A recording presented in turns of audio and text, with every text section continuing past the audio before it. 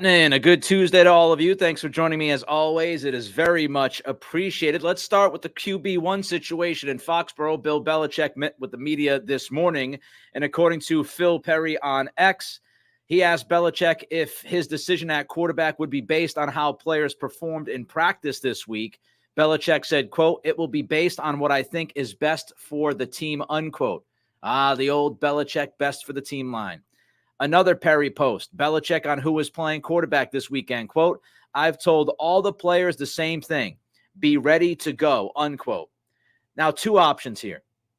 Either A, Bill Belichick is being Bill Belichick, right? Bill being Bill, the old Manny being Manny, way back when with the Red Sox. This is Belichick being Belichick, classic Bill, which really is just Bill at times being super petty. Or Bill Belichick and the Patriots are still undecided as to who is going to start this game against the Giants on Sunday. If it is the latter and not the former, if we're talking about Belichick being undecided, the first takeaway is that Mac has not lost the room. If Mac Jones lost the room, or 80% of the room, which was reported last week, and again, I believe Andrew Callahan was told that by somebody within the facility. Not sure if that somebody was actually being accurate when they said 80-20 or whatever they said to Andrew. But Bill Belichick does not believe Mac Jones has lost the room. Because if Mac Jones lost the room, I said it last week, he would not be playing in this game. There would be no ifs, ands, or buts about this. If you lose 80% of the locker room, you're donezo. So either Mac has not lost the room, or this is an even scarier thought, Belichick is ignorant to the fact that Mac has lost the room. I find that hard to believe, because how in the world could Belichick be ignorant to that fact when you know for a fact he understands that this stuff is being written? If you think Belichick doesn't pay attention to the media, you've been hoodwinked. He absolutely pays attention to the media. He understands what is being said, what is being written at all times, 24/7, 365 about his football team.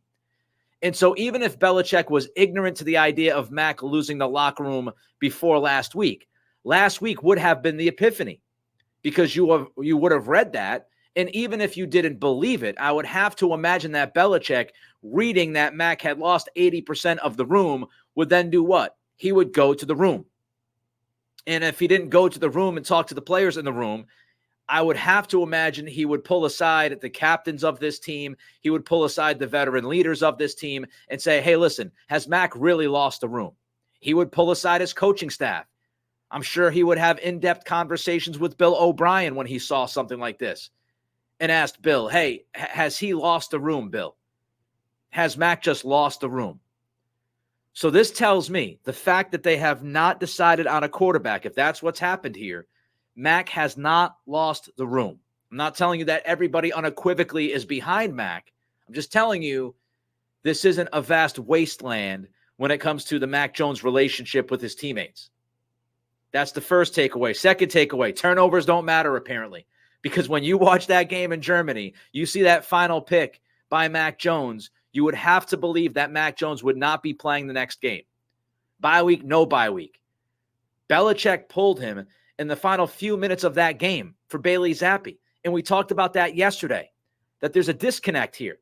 If that interception is bad enough to pull Mac at the end of the game to throw Bailey Zappe in for a 2-minute drill with the game on the line, on the road, right? If that interception is bad enough to do that, then how in the world do you not bench Mac this coming weekend? Now, maybe inevitably, that will be the decision. But how is that decision not being made right now? Belichick and this coaching staff has had more than a full week to sit on this. They could pour through all of the film. They can go through all of their evaluations. They could look at that Colts game. How in the world do you think it's necessary to pull the quarterback in Germany, but then think it's okay to start him against New York? You can look at the Dallas game and say, all right, one bad performance. You can look at the Saints game and say back-to-back terrible performances. We were told back then that Bailey Zappe and Will Grier hadn't done much of anything to take the job away from Mac. In back-to-back games, as brutal as it was, you could say to yourself, well, it's still before the middle of the season. This team still has something to play for. There's still some reasoning to continue this Mac experiment. Right now, there's no reason to play Mac Jones against the Giants. Unless, again, you think that it gives you the best chance to win, and that's pretty difficult when you didn't think Mac Jones gave you the best chance to win that game against the Colts. So either Belichick made a terrible, rash, stupid decision against the Colts by benching Mac at the end of the game, or he has no earthly idea what the hell to do at the quarterback position. Both of those are bad. Whether it's one or the other. Could be both. It's not like one is better than the other. So I'm just trying to make sense of this, and I'm getting to the point where it is an exercise of futility to try to make sense of the senseless. Because what's been happening has been totally senseless. And I think all of us at this point agree with that. And if you don't, I can't help you.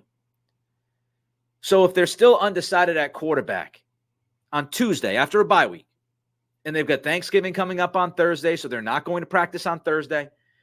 If they're still undecided, Mac hasn't lost the room or Belichick is ignorant to the fact that he lost the room. Turnovers don't matter. There are no consequences following the game that you screwed up in the next week or 2 weeks later. Also, I think we could say that Zappe would have to be that freaking bad. If Zappe is that bad, why is he even on the roster? What is the point of having Bailey Zappe on the roster if you're not going to start him this weekend against the Giants? Outside of an injury, there's really no other reason to have a QB2 on this team, apparently. So Zappe, he has to be that bad, or maybe there's something that goes beyond the field. And I wanted to read this because it jumped out at me yesterday when I was looking through some notes. This might not just be a Bailey Zappe is bad on the field thing. Mike Giardi wrote about Bailey Zappe at Boston Sports Journal yesterday. Quote, Zappe won a couple of starts last year, and a fair amount of you got the fever. But the second-year quarterback didn't impress O'Brien in the spring, summer, and even now in the fall, completing 40% of his passes in mop-up duty. Now here's the point that really stood out to me. Zappe's attitude has annoyed some in the building as well. And if we've learned anything over the years, those folks can hold a grudge. So Bailey Zappe's attitude has annoyed some in the building. They can hold a grudge. I don't know who Giardi is talking about, but it certainly seems like he would be hinting at Belichick, who we know holds grudges. We know for a fact that Belichick is an all-time grudge holder. So this might go beyond the football field with Bailey Zappe, which begs the question, what are you doing during your evaluation process when it's draft time? Mac Jones has questions about his leadership. Mac Jones has had questions about his maturity. Mac Jones has had questions about whether or not, he's truly linked with this team off the field and how his relationships are with the guys and the coaching staff. And now you're telling me there could be issues with the backup quarterback away from the field and that his attitude might be an issue. So what kind of evaluation process are you going through when drafting a quarterback? Because it seems like a freaking all-out mess. You got QB1 who's broken with maturity and leadership questions. You've got QB2 who has stunk with maybe maturity and leadership questions. I'm not really sure why these people are annoyed with Bailey Zappe's attitude. I don't know if he's being prickly. I don't know if it's something else. But you now have quarterback one and quarterback two with not only all the questions on the field, but also questions off the field. Great. Look at this quarterback room. I just want people to truly appreciate what I'm going to say. Let's all take a breath and soak this in. We are at the point, week 12 of the season, that some are discussing the idea of throwing Malik Cunningham out there to play at quarterback. Now, I would find that very unfair to the young man. He has been practicing at wide receiver. To treat him as the break glass in case of an emergency and throw him out there with this offense, with all of these issues right now, you're just setting him up to embarrass himself, frankly. Maybe he would pull the rabbit out of the hat, but he is not prepared for that in any way. But we are talking about somebody that was an undrafted free agent just 7 months ago, who was, by the way, cut from this team a month ago, who is now practicing as a wide receiver.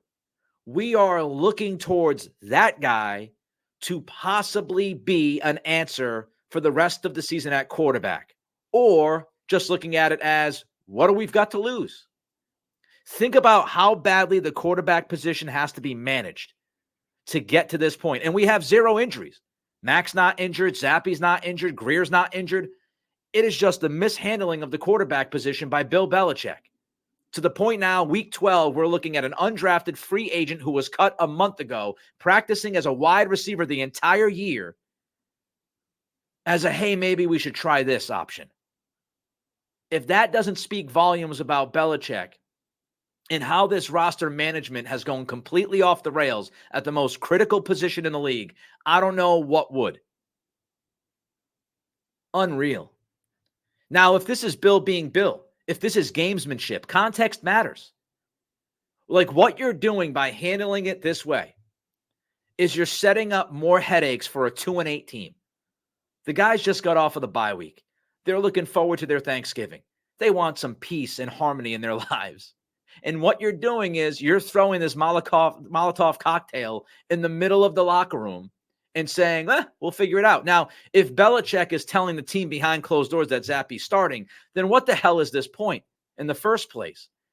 You're forcing these guys that are not the quarterbacks and the quarterbacks to be asked these questions about who's going to be QB1. You're unnecessarily, in my estimation, creating drama for your football team during a season that you need a lot less drama. So the Belichick being Belichick stuff, this is different. You can be Belichick being Belichick if you're 8-2, because then there's a method to the madness. But when you have chaos surrounding you and you have this team at 2-8 and things are playing out the way they're playing out, then what this is just furthering the chaos. It's throwing gasoline on the fire, at least in my opinion. I mean, after what we saw in Germany, to not come out with a statement, to let the team know, to let everybody know, to let the media know, we're going to sit Mac Jones this week, we're playing Bailey Zappe. Not doing that is you as the head coach, you as the shot caller of this organization, making 0 statement about what happened in Germany. You're just letting this thing float. Just letting it float. And if you do know that it's going to be Bailey Zappe, what you're doing is, even if you're just giving some snaps to Mac Jones while the media watches, you're not preparing Zappe the right way. If you do know that Zappe is going to be the guy against the Giants, Zappe should get all of the snaps. Every single solitary snap at practice this week should go to Bailey Zappe. No need for the circus. No need for the petty games with the media. No need for the gamesmanship. Give the guy all the snaps, and then off the field, allow Zappe to answer the questions. And allow Mac Jones to answer the questions. See how those 2 young quarterbacks handle the questioning from the media about their spot on the team. I mean, what is really the difference at this point? But people saying, well, why would he tip his hand? Why would he tip his hand to the Giants? What's the freaking point? Neither quarterback gives you the feels at this moment in time. Mac's broken. Zappe has sucked. So what's the difference? You have much more to gain from naming a starter and giving that guy the keys this week than trying to play a game of chess when you're 2-8. Speaking of Belichick, is Robert Kraft going to bring back most of this program in 2024? We'll talk about that. We've got some details on that in a minute. But don't forget to follow us on Spotify, rate and review Apple Pods and Spotify as well. And like, comment, subscribe on the YouTube channel. Every thumbs up means an awful lot to us as we try to build this alternative. Make sure you give us that thumbs up. Takes a second of your time. Just slide down to the bottom of the screen and click. It's that easy. Comment. What do you think Belichick's doing with this quarterback decision this week? And subscribe. Love all of the subscriptions that I see come piling in day after day, week after week. All right, well, Robert Kraft run most of this program back. I know it's a sickly feeling that you get when you think about the idea of Kraft bringing this band back. The expectation by most and the expectation by me, unless Belichick creates some kind of unbelievable atmosphere that results in a ridiculous turnaround and this team runs off, 6 out of its last 7 games. I think most of us at this point would say Belichick is gone. Belichick will be gone at the end of the year, whether Kraft fires him straight up or Kraft approaches him and says, we're going to take the GM title away from you, which angers Belichick, which, in turn has Belichick resign or whatever the case may be, start looking for other teams for deals. I think we're all at the point, aside from this miraculous turnaround, Belichick's gone. Kraft, we know he loves stability. And frankly, you should love stability as an owner. You should love stability as a manager. You should love stability in your life, no matter who you are. But we've got some huge hirings. If Belichick is gone, when Belichick goes, we have some huge hirings. GM, president of football operations, the head coach. And inevitably, the question is, will the Krafts go outside of Foxborough to fill one of or both of those posts? And Phil Perry was on Zoe and Bertrand yesterday, 98.5 The Sports Hub, and Phil said that he believes that both Gerard Mayo and Bill O'Brien will be back with the Patriots next season, and he believes that it's likely Mayo will be the head coach. So Gerard Mayo, head coach, Bill O'Brien, offensive coordinator.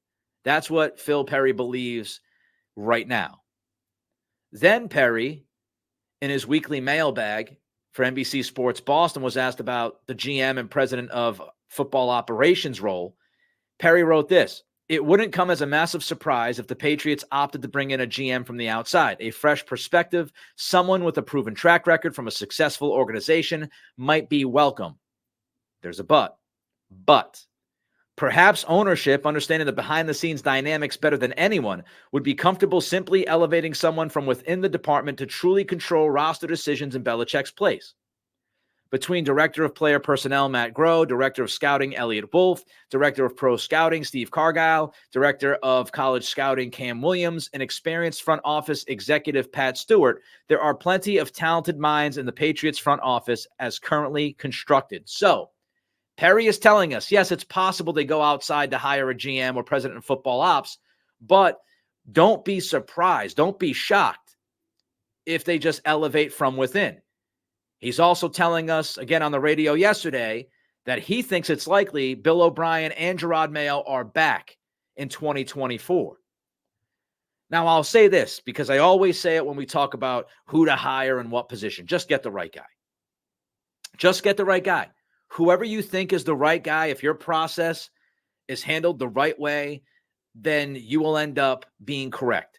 Just get the right guy. I would not, and I know many of you will probably disagree with this, I would not eliminate a name from consideration just because they worked for Bill Belichick, because that would be guilt by association. We don't know how that individual thinks about the game. We don't know how much that individual has disagreed with Belichick during his time in Foxborough. We have no idea. So I would not eliminate a name just because, well, he's been here. I worked as a program director out in Sacramento, and there were some thoughts about some of the people in that building when I took over from other people in the building. Many thought, hey, maybe you should get rid of this person. Maybe you should get rid of that person. I said, well, I'm going to take my time. I'm going to take 6 months and evaluate every individual as I see them. And that's what you have to do if you're Robert Kraft. You can't lump in all of these names because they've worked for Bill Belichick. You have to judge each individual by who they are, strengths, weaknesses, and not just say, oh, well, he worked with Bill, so he is Bill. You just can't do that.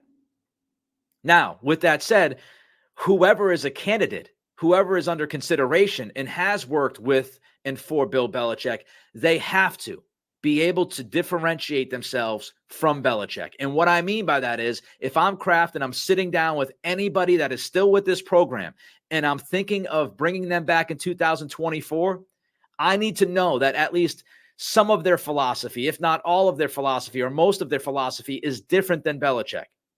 I need to know that their principles are not the same thing as Belichick. If you're talking about GMs and president of football ops, I need to know that that person doesn't have the same grading system as Belichick, doesn't evaluate players the same exact way as Belichick. The candidate has to differentiate themselves from what we've seen from Belichick for the last 20 plus years. That has to be a prerequisite. You could work with or for Bill Belichick, but if you are married to him, if you are tied at the hip philosophically, when you talk about principles, when you talk about grading systems, then you're out. You're out. Simple as that. I also think that you cannot bring everyone back. Yes, you can bring some back because you can't just sit there and say, well, nobody within the framework of this organization is worth anything because Belichick had a bad 3 or 4 year period here. To me, that would be silly. Throwing the baby out with the bathwater, right? You do have to break, though, the think tank. You do have to bring in some outside eyes. You need to bring in those outside eyes to challenge the system, to refresh some thoughts, reset some thoughts. So I don't think you bring everybody back. You have to get some new blood in the building. You have to. This can't be a full run it back minus Belichick. That'd be ridiculous. The new head coach has to have say on their staff. You have to empower that person, whether it's Mayo or it's Ben Johnson or it's Slowick or any of the other names we talked about last week. You have to empower that individual to run his coaching staff, to pick his coaching staff, which does make you wonder if Bill O'Brien is set to return in 2024, then Mayo returning as the head coach this time, being promoted, that would be a fait accompli. Unless, because you have an outside coach that could be head coach that would keep Bill O'Brien and Gerard Mayo on the staff. I mean, maybe, but I don't think Mayo is going to be defensive coordinator under a new head coach because Mayo wants to be the head coach. We wouldn't have had all that, all those stories come out several months ago before the season about Mayo and his future and turning down head coach interviews and all that jazz. Like, he wants to be the head guy. So whoever the head coach is, you've got to empower him and he's got to pick his staff. I would also point out that, some guys from Belichick's front office tree, because we always talk about the coaching tree, some from his front office tree have actually done well. Thomas Dimitroff in Atlanta did a good job, brought that team to a Super Bowl. And if it wasn't for the epic collapse, would have won a Super Bowl, right? The 28-3, right on the wall behind me. Jason Light in Tampa won a Super Bowl. So there have been people that have worked under Belichick in the front office that have gone on to different organizations and been successful, unlike a lot of the head coaching stuff we've seen. And really, a big question is Robert Kraft. We could talk about head coach, we could talk about coordinators, we could talk about the front office, but what will Robert Kraft allow? What will the cash spending look like on free agents? How much spending will be allowed on the staff? Can you go out and hire the best guys? Now, we'll say that Kraft stepped up and paid Adrian Clem reportedly. So how much spending will be done on the staff? And how big of the staff are we talking about? Will Kraft allow a big staff in the building? Those are ownership questions. But just some thoughts about Kraft possibly running things back. All right, I'll have an epic Celtics rant about that loss last night in Charlotte in a minute. First, Cattle's on Causeway. We'll have a live post-game podcast tomorrow night following the Bucks game. Don't forget to like, comment, and subscribe on YouTube. Give us that thumbs up. Throw in a comment. How do you feel about Robert Kraft bringing back Bill O'Brien and Gerard Mayo in 2024 if that's what he does? How do you feel about that? Also, follow us on Spotify, Apple Pods, rate, and review. Don't forget to subscribe to YouTube as well. All right, let's close this out on a rant because I was so frustrated by the Celtics last night and how that game ended and how the end of the fourth quarter went that I literally woke up this morning thinking about it and could not go back to bed. Yes, I need help, but that's where I was at this morning. Some disclaimers. The following few minutes does not mean I don't believe in this team. It doesn't mean that this team is not the best team in the NBA. I think this team right now is the best team in the NBA. They are 11-3. Tatum is playing like an MVP for most of this season. All of those things are true. And all of those things are things that I feel. However, we look at this in a vacuum. Last night's loss was horrible. And you can give me all the excuses that you want. You can tell me Derek White, Al Horford, a back-to-back, last game of a road trip. That game last night was in hand for the Celtics to win. They had that game by the throat. 30,000 feet, just some of the bigger things that we saw last night that you just can't blame on, back-to-backs and Horford and White. Charlotte had 60 paint points last night. The Celtics were a minus 14 in the paint. Celtics shot 18 of 28 from the free throw line, including those 2 late misses by Holiday and that late miss in overtime by Tatum. Those were killers. Here's another terrible number. From the three-point line, if you took out Peyton Pritchard and Jason Tatum's shooting numbers last night from 3, the rest of the team shot 4 of 27 from three-point land. That is puke-inducing. 4 of 27 from 3. Yikes. I would have loved to see Jaylen Brown step up without White and Horford out there, but Jaylen didn't. 13, 4, and 3 is what he finished with. He had foul trouble all night. Brown was 5 of 17 from the floor. He was 0 of 5 from 3, including one of the worst three-point attempts in the final 40 seconds of regulation when he had a wide-ass open Kristaps Porzingis at the nail. He decides to jack up a 3 with like 11 seconds left on the shot clock and about 35, I think it was, on the game clock. Kristaps is flashing through the lane at the nail with his arms up, hands ready, and Brown jacks up a 3 and misses it. Not nearly good enough from Jaylen Brown. Has to be better. Derek White's absence, it did hurt them. No doubt impacted them. Drew Holiday had 7 turnovers, an outrageous number. The final 2 minutes, we'll get into that offense, but it wasn't good. Last 2 minutes in regulation and in overtime. Meanwhile, LaMelo Ball went bananas. 36, 9, and 8. He shot 15 of 27 from the floor, partially because you had to play other guys against him defensively than White. If White's out there, you have to believe that Ball isn't as effective.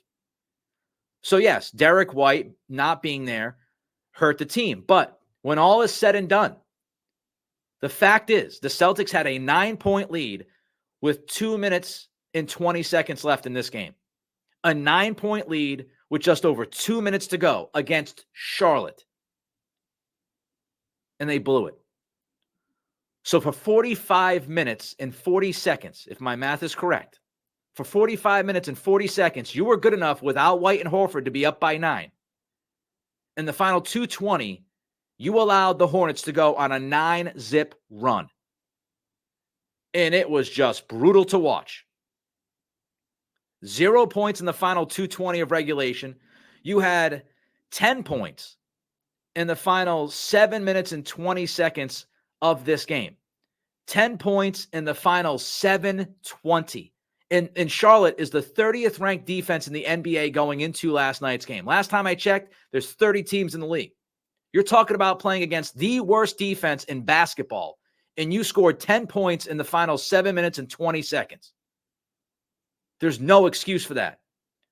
I thought it started in the third quarter. Celtics, again in the third quarter, come out flat. Charlotte starts with a 14-5 run. JT, who was on a heater, looked like he was going to have a 60-burger last night. He came out passive. I appreciate him trying to get teammates involved early in the second half, but he was way too passive in that second half. And it all started at the beginning of that third quarter. Now let's look at the collapse. Several questions about that epic collapse by the season, the final 2:20, and then in overtime. Jaylen Brown, of all people, was initiating offense. I don't know why you have Jaylen Brown running your offense. I don't get it. Foul trouble all night. He was bad all night. You should not be running your offense through Brown in the final couple of minutes in a game, no matter who you're playing. It's silly. That's on Joe Mazzulla. Just unfreaking believable. In the final 4 minutes of this game, okay, in regulation, the final 4 minutes of regulation, field goal attempts. Tatum had 2 shots in the final 4 minutes of regulation. 2. Kristaps Porzingis had 1 shot in the final 4 minutes. You want to know how many Sam Hauser had? Hauser had 2 field goal attempts in the final 4 minutes, including the final shot in regulation. Sam Hauser had as many shots as Jason Tatum in the final 4 minutes of a game on the road that you're trying to close out. Inexcusable. Some on the players, some on Mazzulla. Inexcusable. Speaking of Mazzulla, again, we had him standing there. Coach Joe standing and watching a run and not calling a timeout. He had 2 timeouts. Mazzulla takes 0 timeouts during a 7-zip Charlotte run. Just standing there and watching his team implode offensively. Oh, well, they got to learn. They got to learn. Look, there's a point in time. There's a balance here. Yes, you try to get your team to learn things about themselves and try to execute better at the end of games. I understand that. You've got to give them some rope. But at a certain point, you got to call a timeout. You just can't stand there and watch this team lose this game. And that's what Mazzulla did in regulation. He watched them lose a 9-point lead. He just stood there like I stood there watching that bleep show. Ridiculous. I don't think there was a single post up in the final 2.5, 3 minutes of this game. You've got Porzingis, who's one of the most productive, efficient post up players in the NBA. He's not touching the basketball. Tatum's not getting post-ups. Holiday's not getting post-ups. You miss your free throws. That's on the players. The no post-ups on Mazzulla and the coaching staff. You got to call for it at some point. The final defensive possession of regulation. You didn't have Porzingis out there on the floor. That's silly. It's an idiotic decision to not have Porzingis out there on the final possession. Proven by just on Sunday night against Memphis when Porzingis made the block to end the freaking game. Why is Porzingis watching from the sidelines on the final defensive possession? Tatum doesn't get the final shot of regulation, and that's coming out of a timeout. Out of a timeout, you get a contested Sam Hauser 3 when Hauser couldn't throw the ball in the ocean last night. And the shot was early from Hauser, by the way.